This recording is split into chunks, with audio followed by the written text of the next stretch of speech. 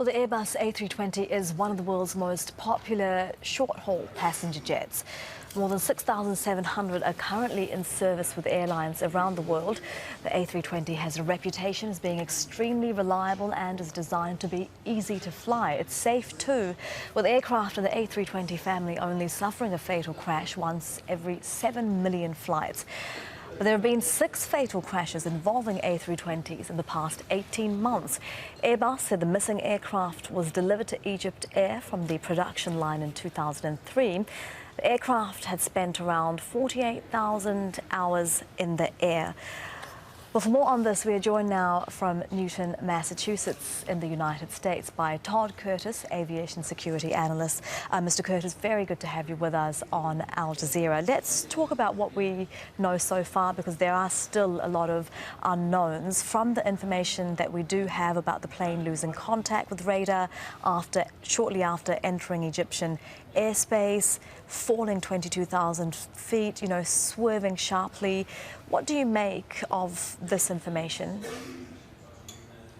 Well, of that information, in my opinion, the most important part is the very sharp, very rapid descent from 37,000 feet over 22,000 feet lower in roughly 2 minutes' time.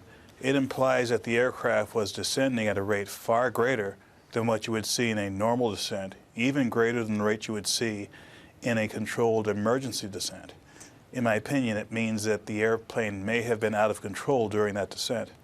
And what would cause the airplane to go out of control? There are a variety of things that could lead to this, from pilot actions, either an inadvertent pilot action that puts the airplane in a position where it's rapidly descending, a deliberate pilot action, or any number of system failures that could be due to something within the aircraft, like an aircraft system, or perhaps a structural failure from something like a mid-air collision. Again, until there's more evidence from the wreckage and from the black boxes, it's hard to say why that aircraft descended so quickly. Is the lack of voice or electronic communication at this point, is that any indicator of specific problems? Possibly not, because even in a normal situation, when a pilot or a flight crew faces some sort of emergency situation that takes immediate action, the first priority is to keep the airplane flying safely, and the second priority may be to maneuver the airplane to a safe place to land. Lower down on that list of priorities is communicating with the outside world, so not seeing a voice communication or even, for example, a transponder code fed in by the pilots doesn't surprise me.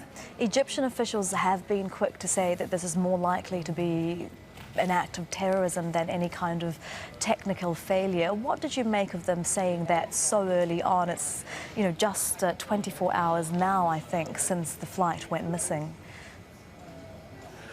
I don't think it's a question of how many hours since the event. It's how much information has been gathered since the event. And frankly, I don't think there's enough information to say definitively one way or the other that it was due to a deliberate act like terrorism or due to some accidental cause. I think one just has to wait until more information is in before you make that kind of pronouncement.